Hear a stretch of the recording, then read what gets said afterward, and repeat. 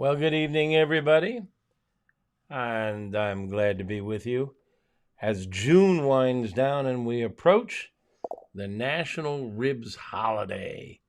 Now, I don't know about you guys, but Thanksgiving is turkey, 4th of July is ribs, just the way I look at it.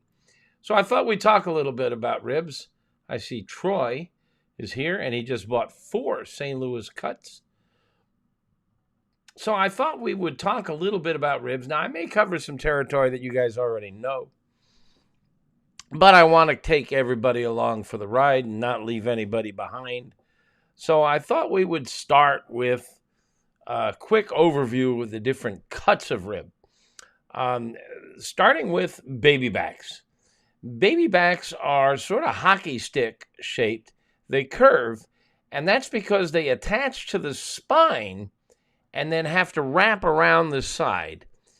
And they have meat on them that is from the loin muscle. The loin muscle is that long muscle down your back along the side of the spine.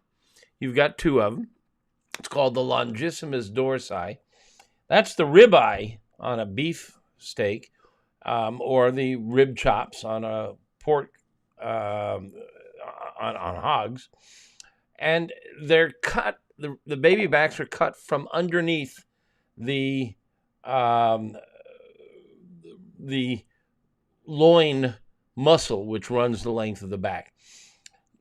They run about 5-6 inches long, and then they're chopped off. And where they're chopped off, the next set of ribs are a flat bone that are pretty well straight, and the bone is a little wider and flatter, and there's not a lot of meat on top because the meat that lays on top of those side ribs is the bacon. And so that meat is cut off and used for bacon. But there's plenty of meat in between the bones. So those are the 2 most popular cuts, and you really have to decide whether you want that beautiful lean loin meat on top of the baby backs, or the slightly richer, fattier, bacony meat that lies in between the side ribs, or the St. Louis cut, which is along the side. Now, if they leave the chest bone, which tends to be a lot of cartilage, those are called the rib tips. If they leave them attached to the side ribs, it's called spare ribs. So the spare ribs have that extra flap on the chest. You cut those off and you have St. Louis cut, or what I prefer to call center cut ribs. So it's a matter of preference. Some people prefer St. Louis. I see Troy Belanger just says he bought 4 of them. Or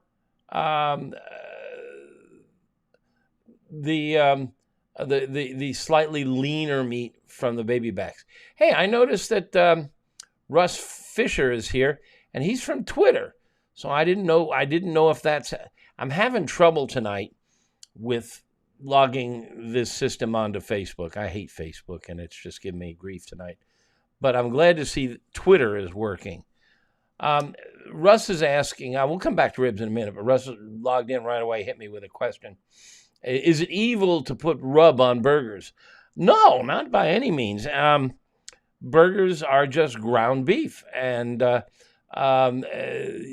bit of beef rub. And I got to tell you, for many years, Russ, I refused to put rubs on my steaks or my burgers, feeling that they had so much flavor on their own. I didn't want to get in the way. And then I went into the business of making some rubs and sauces. And my red meat rub is just fantastic on burgers and steaks. And my wife won't let me make them without it anymore. So just a thought. You might want to check them out. I think they're available on Amazon. We're going through a period where they've been in and out of stock. So if they're out of stock, they'll be back in sooner or later. So in any case, back to ribs. There's another cut that's called country ribs, but they're not really ribs. They come from the end of the baby backs And there may be a rib bone or two in them, but usually there's not. There's a T-shaped bone in there, and that's the shoulder blade. They come from the shoulder area, and you shouldn't cook them like you would cook ribs. They're really much closer to pork chops, and you should cook them. Pork chops are best in the 140 degree Fahrenheit range, 140, 145 at the highest. And I would cut them thick and cook them to 140, put a rub on them, make a sauce, a mustard sauce like they do in South Carolina is really nice, and treat it like a pork chop, but they're not really ribs. Ribs, baby backs, St. Louis cut, spare ribs, they're best if cooked over 200 degrees. Now, keep in mind, pork chops are best at 140 to 135 to 140 to 145 in that range. 200 degrees is well past well done. But that's because real ribs have a lot of connective tissue and fat in them.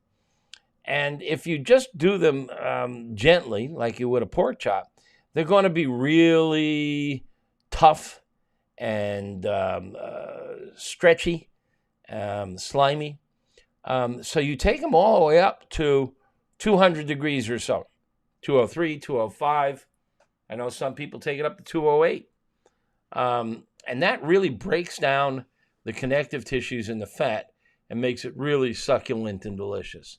So it's really handy to have a digital thermometer. Now, it's tricky to get a digital thermometer into that little bit of meat in between the bones. So there's another trick that I want to share with you. I like to pick up the ribs with my tongs and bounce them. And if they crack, if the surface cracks, then they're done. And that usually happens in the 200 plus range. It's called the bend test. So that works well too, between the thermometer and the bend test. And you keep an eye on the clock, 4 to 6 hours, 4 to 5 hours. I cook at 225. 4 to 5 hours is probably enough. Depends on how much meat there is.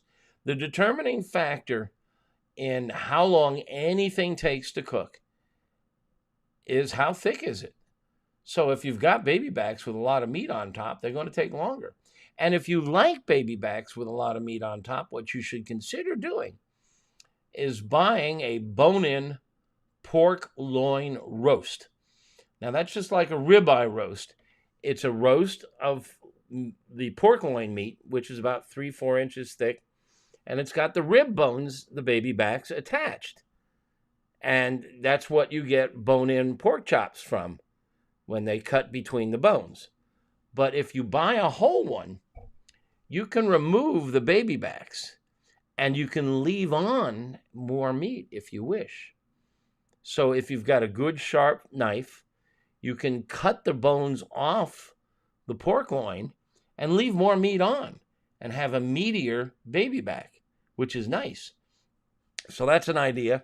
And then you have this big pork loin left, which you can cut into individual boneless chops, or you can freeze it and serve and cook it whole, whatever you want. So I see Jim Tortorelli is here. Jim, good to see you again. You have to be related somehow to my wife's family. We've had this conversation before. I married a Tortorello. So, now, the secret to ribs is low and slow. I like to cook them at 225. I know a lot of the competition cooks now are pushing them up to 275, but I've just always done 225. And a lot of my low and slow recipes, all of my low and slow recipes are pegged at 225. And that's simply, I want you guys to master your tools and master your equipment. So if you can get control of your grill, if you're a smoker, whatever you're cooking with, and learn how to get it to 225, whether it's sunny, whether it's raining, whether it's windy, whether it's snowing, if you can master the dialing into the temperature at 225, then you can cook just about any recipe I share. So that's my rib technique, 225 for 4 to 5 hours. And don't put the sauce on until it's almost done. When you pick it up and you see the crack in the bone, in the meat, then put it back on and sauce it. And what I will often do, I have a smoker, and right next to my smoker is my gas grill. And I will often fire up my gas grill on high and take the ribs with the sauce, put the sauce on near the end, and throw it on the gas grill on high, just for a minute or two on either side, because that high heat will caramelize the sugars in the sauce. And the sauces usually have sugar in them. And so when you caramelize them, you change the structure, the chemistry of the sugars, and you get some interesting and marvelous new flavors. So I like to do that, sizzle on the sauce and get it caramelized. And that's a neat technique to try. Now, there's another thing that a lot of the competition cooks do that works pretty well. And that you've possibly have heard of the 3-2-1 method. I hate it, but the idea is right. The idea is you start the ribs in the smoker naked, or not naked. You put a rub on it, and there's a million pork rubs, and we have some recipes on AmazingRibs.com for Memphis Dust, which is a pork rub, and you can use that. And you want to put your rub on, a little bit of salt, and cook them for 3-4 hours. And then you wrap them tightly in aluminum foil. When you wrap them tightly in aluminum foil, steam can't escape. So it actually sort of steams the meat and tenderizes it.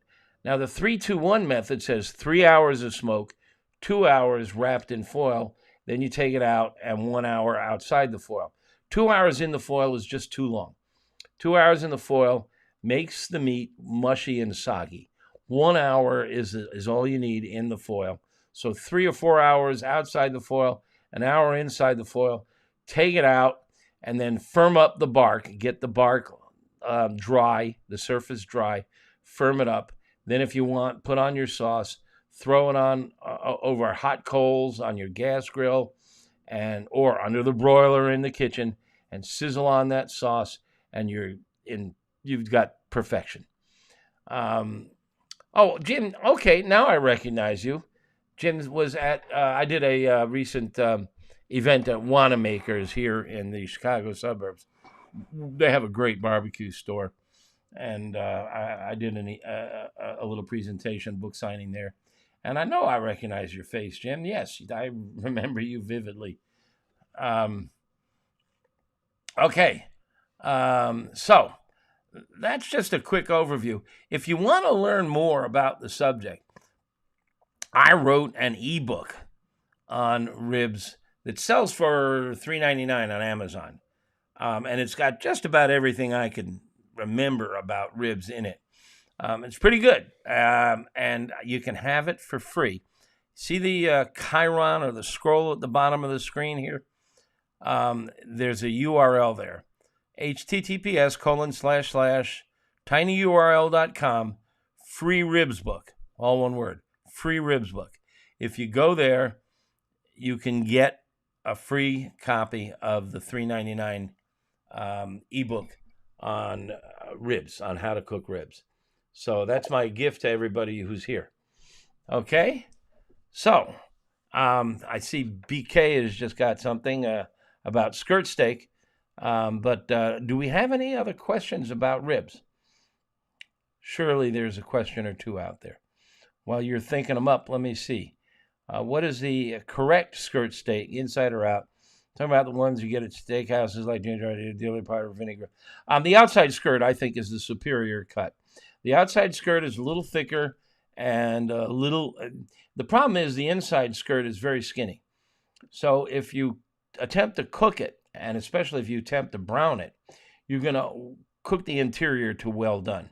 And that's really, it's not its best. Beef is best in general at medium rare, 130 to 135. So the outside skirt is a little thicker, and grill it as hot and fast as you can.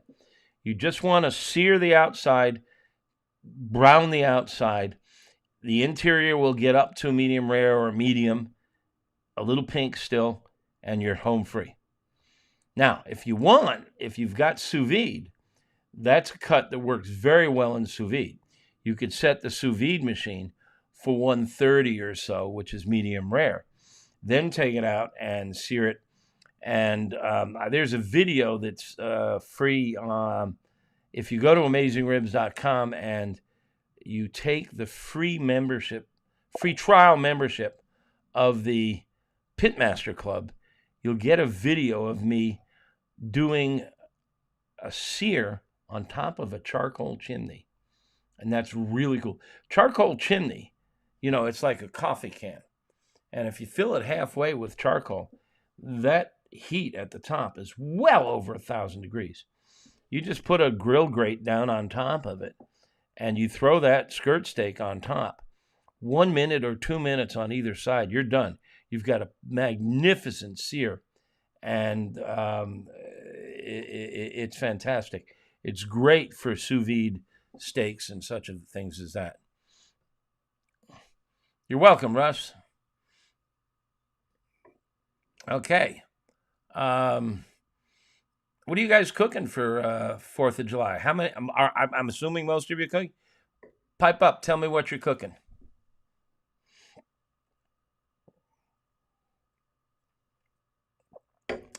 And we know that Troy is doing St. Louis cut ribs.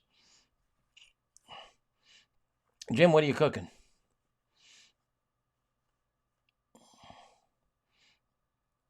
Come on, you guys.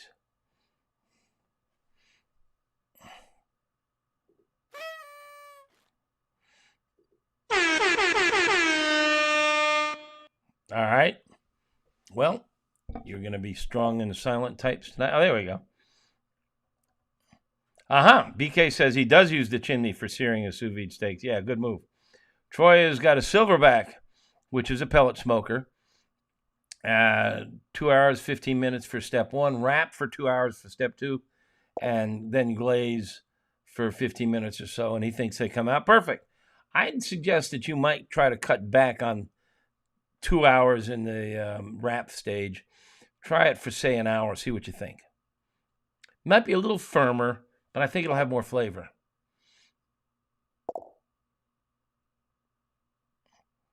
Russ has got a Kamado. When and add wood chips for flavor. Usually, it's best to put the wood on at the beginning of the cook. Smoke adheres to cold surfaces better than warm surfaces. It's a process called thermophoresis. It's why the steam in your shower sticks to the mirror in your bathroom. The mirror is cold, the droplets of water are small and they're steam, and they stick to the cold mirror. The same thing happens with smoke. They're small particles, and if the meat is cold coming out of the fridge onto the smoker or the grill, more smoke will adhere to the cold meat. So it's always best to get the smoke on early in the cook. As the cook progresses and the meat gets warmer, less smoke will adhere, and also the surface tends to dry out and a lot of the smoke will bounce off. I mean, you're talking about a combination of gases and particles, and the particles will bounce off. So there you go. Jim says he doesn't use the crutch. The crutch is the process of wrapping it. And I rarely do, but on occasion I do. And I got to tell you, I think it does improve the flavor, the texture. BK has a pit barrel cooker. Yeah, it's a great little machine. I don't know if you're familiar. It's a barrel cooker, and they cost only about $300, and you just take them out of the box and start cooking. There's hardly any fiddling around, assembly, or anything of the sort. I love the pit barrel cooker. Okay.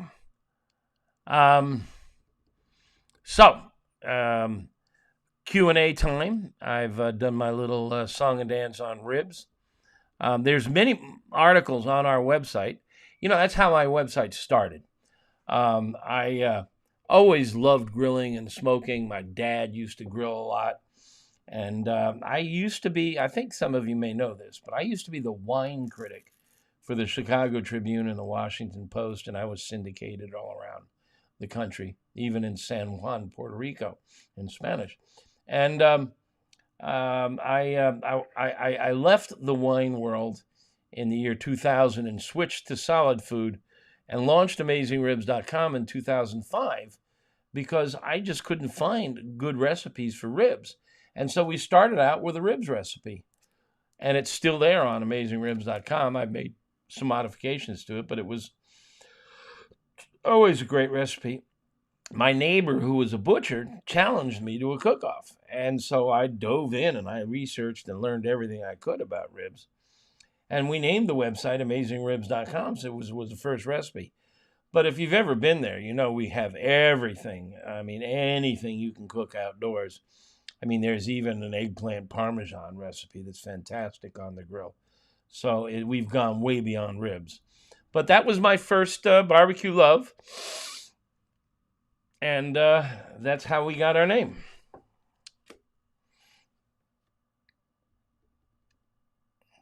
BK has already downloaded the free ebook. Way to go, BK. We know it works. So, what else? Oh, tonight, the TV show The Bear, it comes back for season 3, and I believe they've released all 10 episodes. I think it's 10, so you can binge on it. But they're on the air tonight, so if you want to watch them when we're done, you can go straight to your TV and watch The Bear. But if you've been watching The Bear, and I have, it's just a lot of fun. It's a great show that really portrays the restaurant world as I understand it. And it happens to be based in my hometown, Chicago. And it started with the gang working in an Italian beef stand. And this is an indigenous style of food to Chicago. It's usually rump roast or something like that is roasted low and slow, just to medium rare or so. And then it's thinly sliced. And when you order it, they dunk it in hot jus, beef stock. And there's usually a pickled vegetables called jardiniere, and served on a high gluten roll. And often the jus is poured on it so that it's soggy. And it's beloved here in Chicago. And that's how The Bear started as an Italian beef restaurant. Well, I'm in Chicago and I love Italian beef. And at one point, my brother-in-law opened an Italian beef stand, and his were absolutely the best. So I got him to give me tips. And so there's a great recipe for Italian beef on the website, and you can do it on the grill. So if you love The Bear and you want to celebrate its return, cook some Italian beef.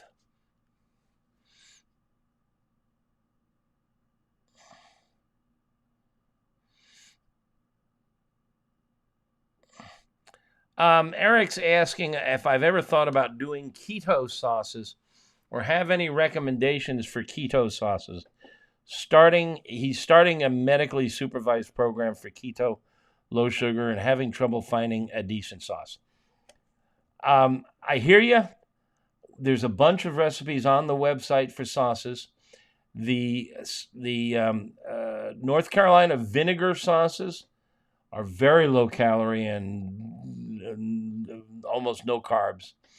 But I got to tell you, I have not written about health at all. First of all, I'm not qualified.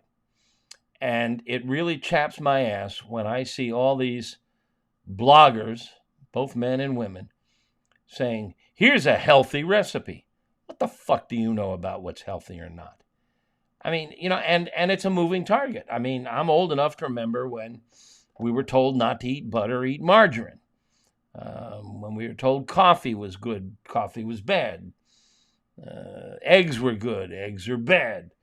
I know that the dietitians and the doctors know a lot about health, but I also know that it's a moving target, and I refuse to get sucked in.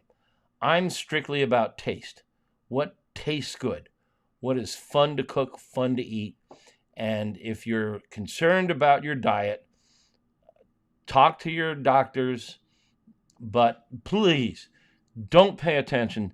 I hang out on social media a bit, and every third post is carnivore diet, only carnivore. Um, Carbs, eat lots of carbs. The carnivores are nuts. And it's just ridiculous. These people are lay people. They don't know diddly, and they make believe they do. They talk about the biological effects of this, that, and the other. So I don't get into that game. I write about safety. That I know.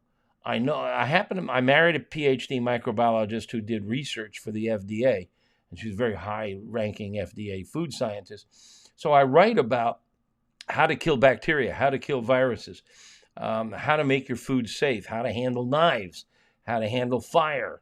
There are a lot of things in grilling and cooking that are risky, but I don't write about health. I will share one thought on the subject, and I don't know if this addresses you at all, Eric. We eat about 1,000 meals a year. Do the math. 365 days times 3 meals a day average. That's just about 1,000 meals a year. And if you live to the average age of about 80, which is, I think, somewhere near the life expectancy nowadays, you're going to eat 80,000 meals in your life. How often do you do ribs or barbecue with a sauce? Does it really matter how much carbohydrate, sugar, etc. in that sauce? I mean, if you do ribs twice a month out of 80,000 meals, is that going to kill you? Is that going to hurt you? Is that going to put weight on? You can eat Cheetos, just not every day. You can eat pepperoni, just not every day. So I don't worry about this stuff. And I don't know that it's good. I think we should enjoy food, not worry about it. And I think there's an awful lot of people out here who just worry about what they're eating. And, 80,000 meals. A bag of Cheetos every now and then is not going to take 1 minute off your life expectancy, I don't think.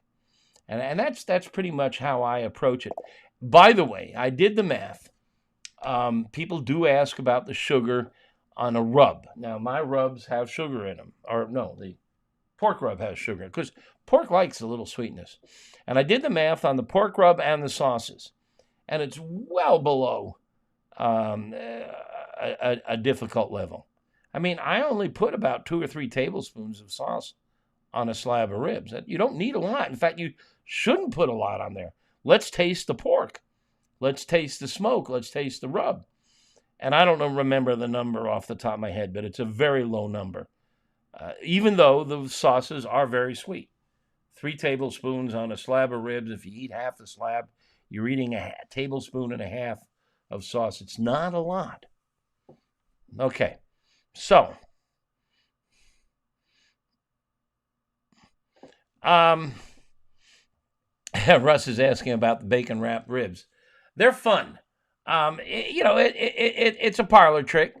Everybody loves bacon. A lot of times if you smoke ribs, they get to tasting bacony.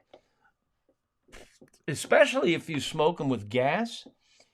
If you do your smoking on a gas grill, or if you have a gas smoker, the gases come out of there and permeate the ribs and give them a kind of bacony flavor. Alice Osofsky says the Sweet Baby Ray no sugar is pretty good. I didn't know they had a no sugar. So there you go. And Eric says that's the best he's found so far. Try one of the Carolina vinegar sauces. I know the idea of a sauce that's mostly vinegar sounds really weird, but it's really good.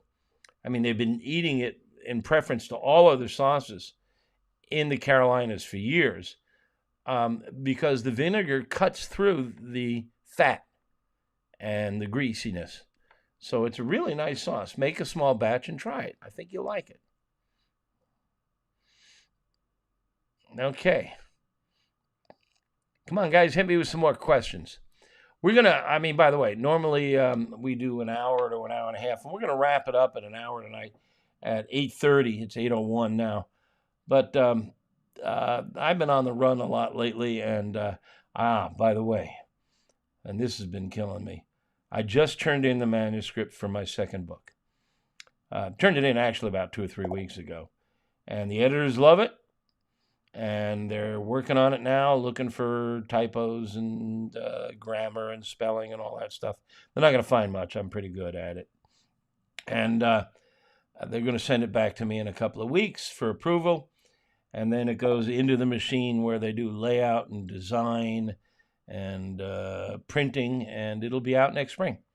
So book number 2, it's called The Meathead Method. That's what I called it. We'll see what they want to call it. Marketing department often has their own ideas. So we'll see. But I'm pretty sure it'll be called The Meathead Method. And it emphasizes method. It emphasizes technique, procedure, methodology, and I'm very proud of it. It's a good book. If you didn't know, my favorite food site, culinary site, SeriousEats.com. If you've not seen SeriousEats.com, you need to check it out. It's tremendous. There's such really good food there. And they think about food the same way I do. They think about the chemistry and the physics and the methodology and technique and mythology and breaking the myths and such. They just published a list of the 31 best cookbooks that everyone should own. And, of course, Julia Child is there and Jacques Pepin is there. And so is my book. I made their list of the 31 cookbooks that everybody should own. And so I'm really proud. It's the only barbecue book on the list. I'm really proud and pleased. Something went wrong. Please try again. God. Siri is talking to me on my smartphone. I'm Siri, but I use your iPhone to talk with you. I don't know if you can hear. Siri, go to sleep.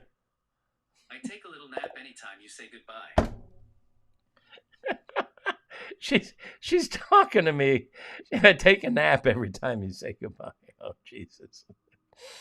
Oh, God, the technology. The technology is driving me nuts. I don't log on to Facebook a lot.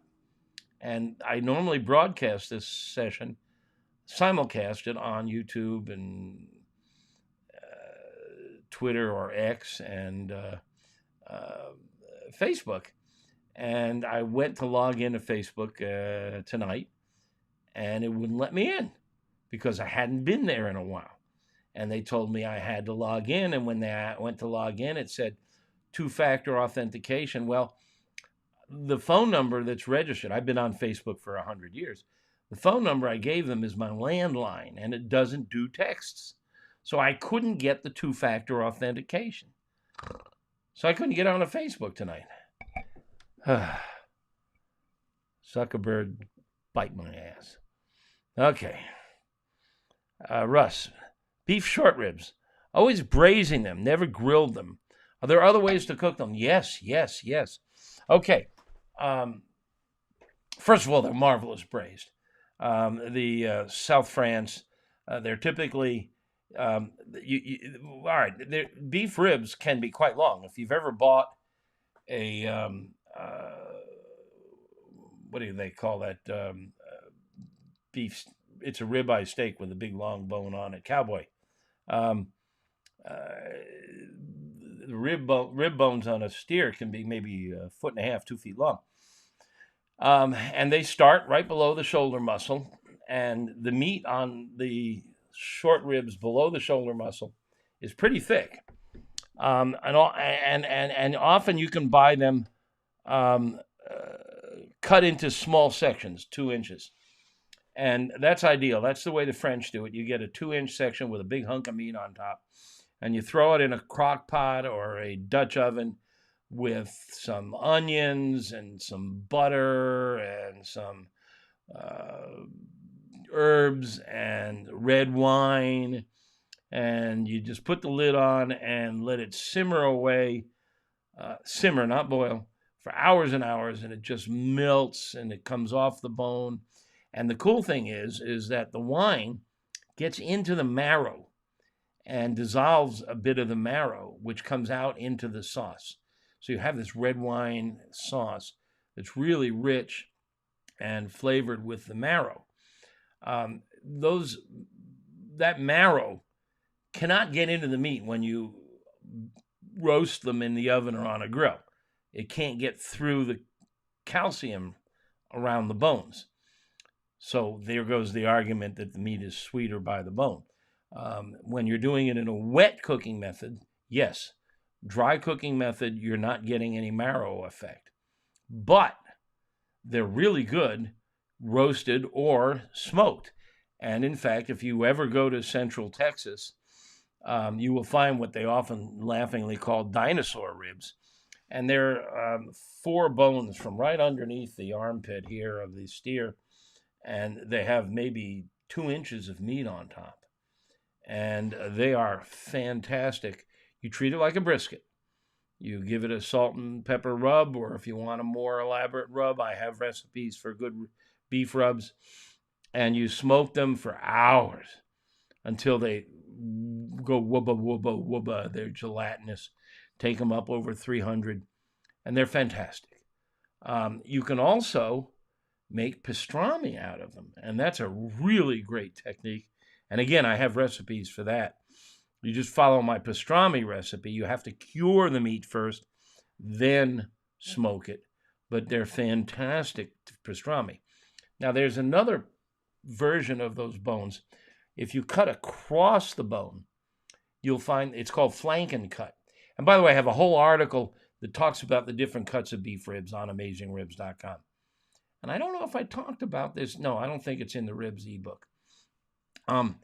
But they're particularly popular in Mexican stores, Mexican groceries. They cut across the bones, so it's maybe a 1/2 inch thick at most. And the Koreans and the Mexicans really like it in this flanken cut, where it's a very thin piece of meat with little bits of bone in there, maybe this big. And the Koreans marinate it in an Asian flavored marinade and grill it. The Mexicans give it their Mexican flavor and grill it. And they're really tasty. If you grill them hot and fast, they tend to be a little chewy. But that was something my dad used to do when I was 10 years old, and I loved them. And that was one of the things that hooked me on grilling and barbecue, was his beef ribs. So yeah, they're really good on the grill. Play with them. They tend to be tough, so low and slow and long cooks are often the best way to go. And I've got recipes for all this on AmazingRibs.com, so check them out. Yeah, Troy's asking, what about my thoughts on the vertical rib rack to pack more ribs on the grill versus cooking them flat on the grate? Yeah, typically we just throw them on the grate. But if you've got a whole bunch of them, and I've done this, and there's a picture or two on the website about it, and I may even be in the ebook, there's these racks that you can buy that allow you to stand the ribs on end. And they work great, and they cook just as well as when they're lying flat, but you got to be careful. If you put the ribs into every slot, especially if you're using baby backs, which are curved, they may make contact with each other. And if they're laying on top of each other, they're not just 3/4 of an inch thick. Now they're 1.5 inches thick. They become a thermal mass. And so it's going to take longer to cook them. So if you use rib racks, you want to make sure they're not physically in contact with each other. So what I tend to do is I put ribs in every other slot.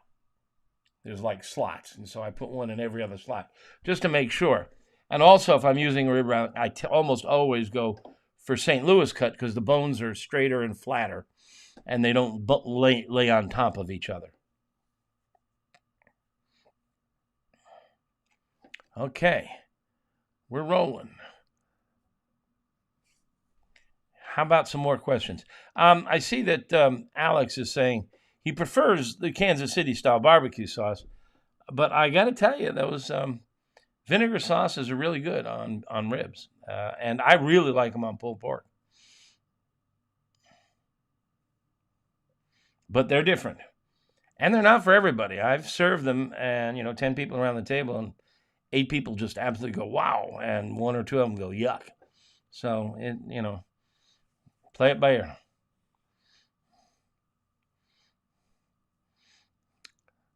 So here's something that we started off, and I think it was, Russ was asking about burgers. I've been playing with burgers a lot lately, and I've got something up my sleeve I want to share with you. I haven't written about it yet.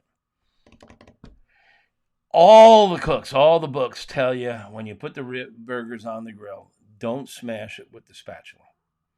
And that's because the juices come out and the burger gets dry and hard. And that's right.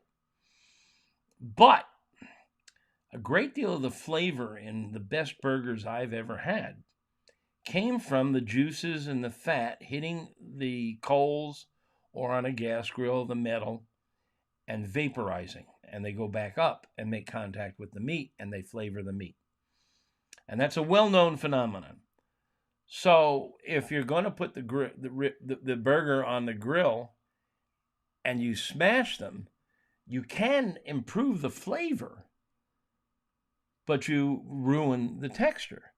They're no longer tender. They get dry and hard.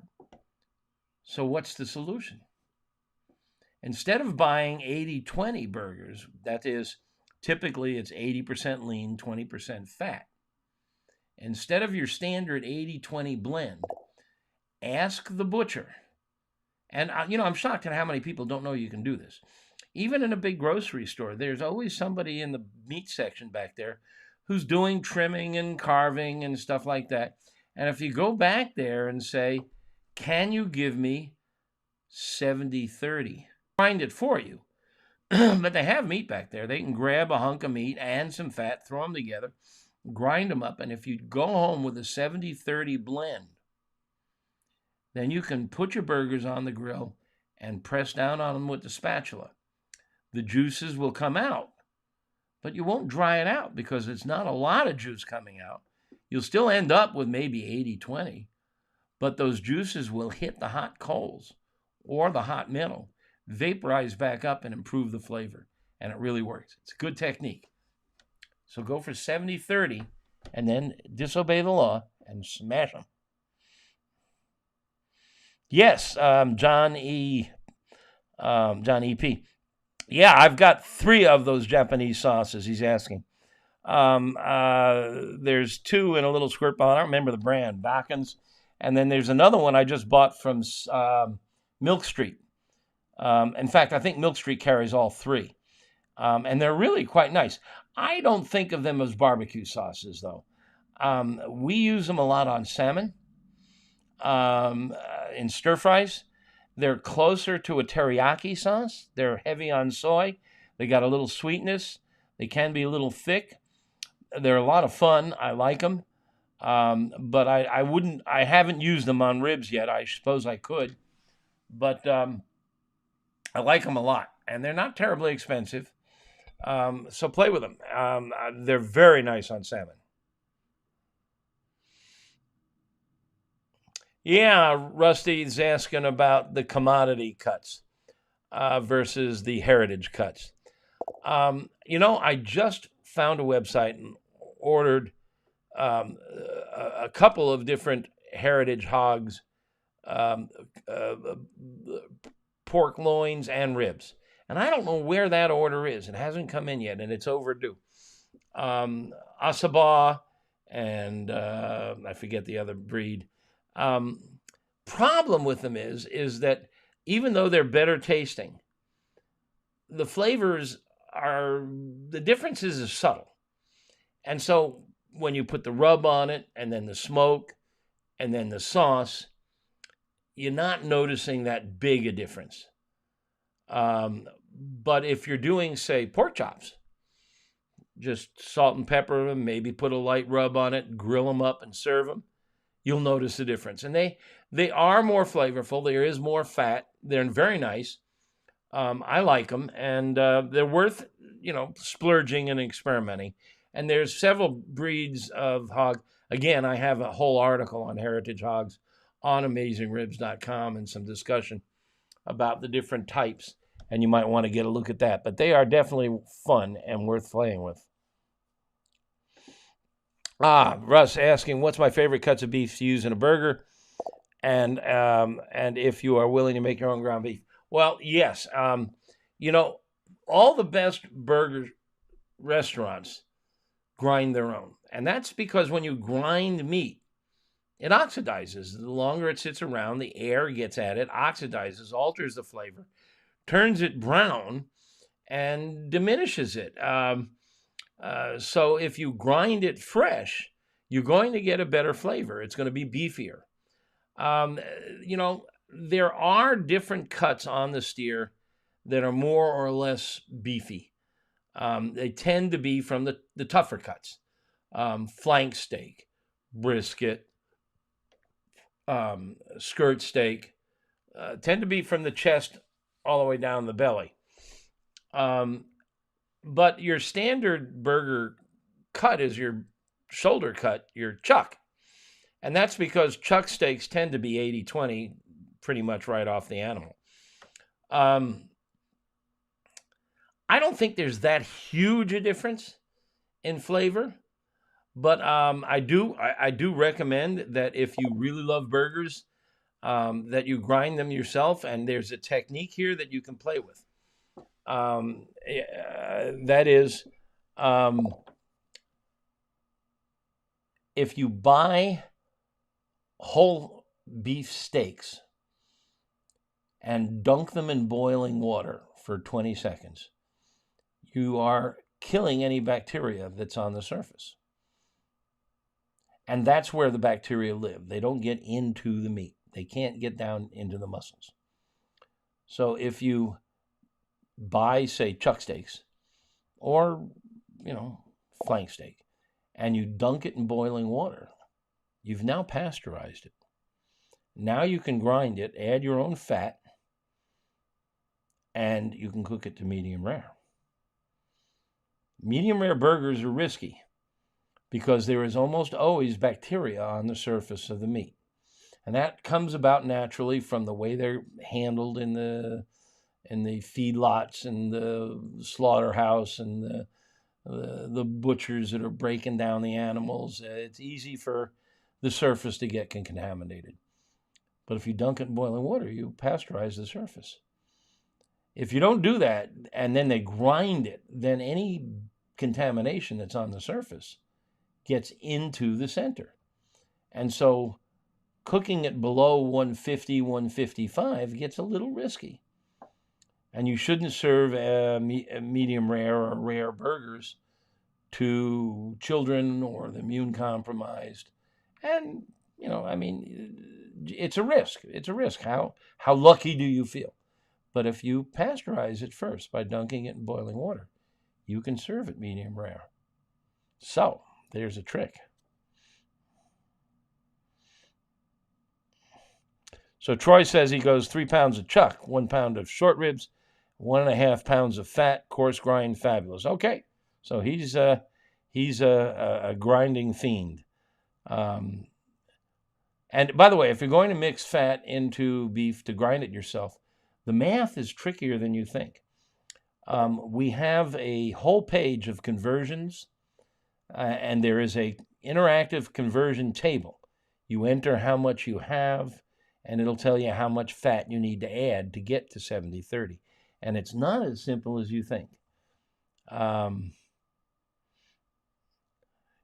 old manual grinder, the noodle says, I've got one and I love it. I also have a machine that grinds it. And, it often jams up, clogs up. It's aggravating. I really like the old-fashioned cast aluminum hand grinder that you can get at yard sales from farms.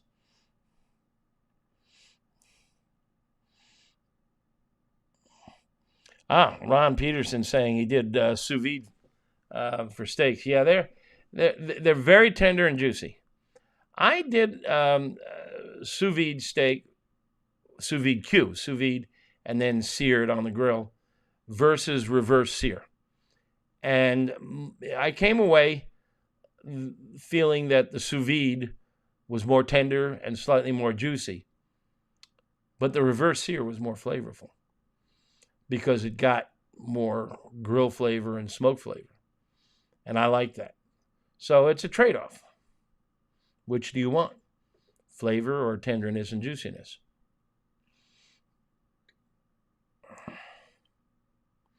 What are some of the unique sides to make with ribs? Oh boy, there's a good question.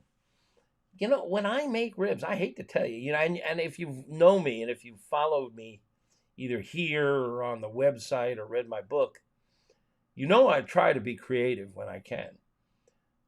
But golly, when it comes to barbecued ribs, I just go for the good old-fashioned slaw and potato salad. Now, potato salad, there's a recipe on AmazingRibs.com for what I call French potato salad, where I simmer the potatoes, and they're mostly treated with herbs rather than the mayonnaise and the other stuff, and they're really nice that way. I also love cucumber salad, and there's a Thai cucumber salad recipe on the website that uses cucumber and a little splash of water, rice vinegar, which is not as harsh as other vinegars, a pinch of sugar, a pinch of salt, and thinly chopped julienne Thai basil. Now, Thai basil is a lot like Italian basil, only it has a very distinctive flavor. The flowers are often a deep purple. If you're not familiar with Thai basil, find some and try it. It's fantastic in this cucumber recipe. So check that out. The recipe's on AmazingRibs.com.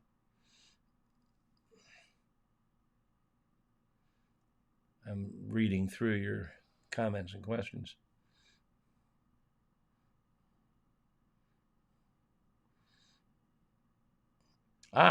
Rusty's saying he tried doing my smoked ice. I'm pretty sure I invented the concept, but now everybody's doing it. Basically, you just take a bunch of ice cubes and put them in a pan and throw them on the smoker. Now, because smoke adheres to cold surfaces, the smoke sticks to the ice melts, and now you have a pool of slightly off-color, tan, amber water. And you freeze them back up, and you got to have the old-fashioned ice trays for this. And they're just great in a bourbon cocktail and, old fashions. They're fantastic.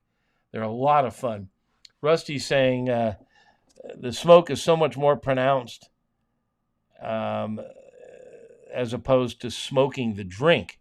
Yeah, you'll see in restaurants, they have these little smokers with a tube. They look like hash pipes. And they put the tube in the drink, and smoking the ice cubes is a much better way to go. No, I haven't, Rusty, played with different kinds of smoke. I tend, because I like to experiment, experimenters will always tell you, limit the variables. So, I tend to use just one kind of wood when I'm playing with smoking so that it's not a variable. And I'm hoping that I will do a third book.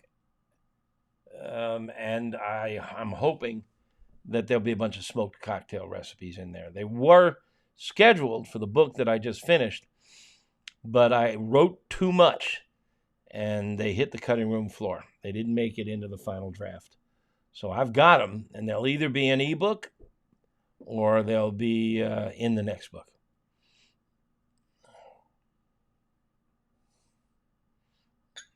Yes, Russ, he says he wants to smoke beef stock ice cubes. How clever. Yeah, make beef stock. If you buy, this is a great technique. I do this every year at Christmas. I am charged with doing the Christmas roast, and it's a big crowd. So I buy a full rib primal, which is 7 bones, and it's maybe 18 inches long and 4 inches thick. And the first thing I do is I cut the bones off. And I set them in the freezer. That's a slab of beef bones, ribs, that makes a marvelous meal for 2. But you can also take that and slice between the bones, keep the strips of meat for a stir fry, and throw the bones in simmering water. When you're making stock, simmer it, don't boil it. Simmering the water, which is 180, 190 Fahrenheit. And then you can throw in onions and carrots and whatever you want. Essentially, you make a soup. And who was it who said? Russ. Russ said he makes ice cubes out of it. Well, once you've made ice cubes out of it, you can smoke them, then freeze them again, and now you have smoked beef stock, which you can use a million different ways. Make a soup with it, make a sauce with it, a million different things you can do with a good beef stock. So I like that idea. I have not done that, Russ, but I'm going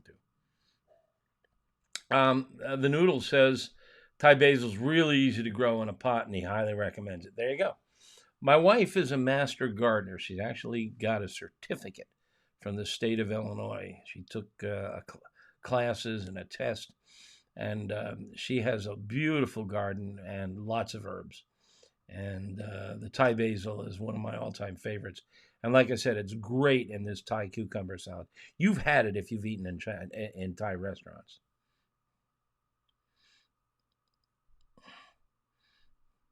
Rusty, you say you're local to me.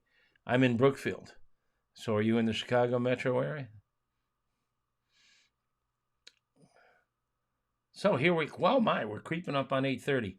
And I got to tell you, I've said this before, and if you come off, and you're probably tired of hearing me say it, I'm tired. I'm getting to be an old man, and I've been working too long and too hard. When you start a business, you never sleep. I mean, I've been working 7-day weeks, 10-hour days for almost 50 years. Thank goodness I have a really talented team working with me, and they're taking over. I'm going to focus on writing and recipes and events like this, but they're taking over the operation of the website and the sales and marketing and all this stuff. And I'm going to try to slow down and take it easy. And I'm getting sick of fighting with Facebook. I just turned 75 this month, and I'm not about to croak, I don't think, but people my age do.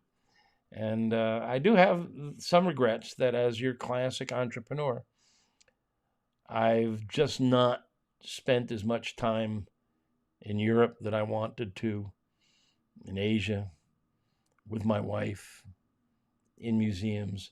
So I'm going to try to get more of that done.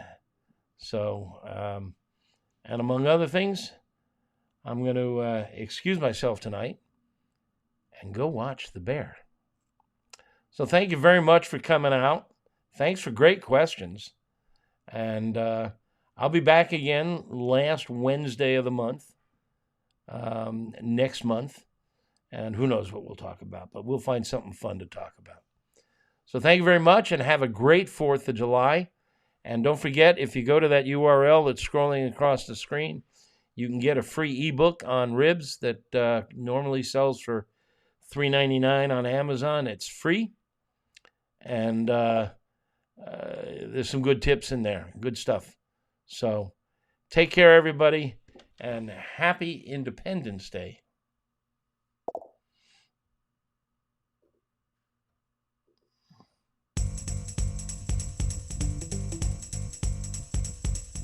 That's all for now, folks. Thanks for staying awake, and please visit AmazingRibs.com for the articles, recipes, and reviews mentioned in this chat with the Barbecue Whisperer and Hedonism Evangelist from AmazingRibs.com, the planet's biggest and baddest barbecue and grilling website, Meathead. Hey, you up for an issue with a bear? No, you just have to wait. Just trust in the low and slow. No matter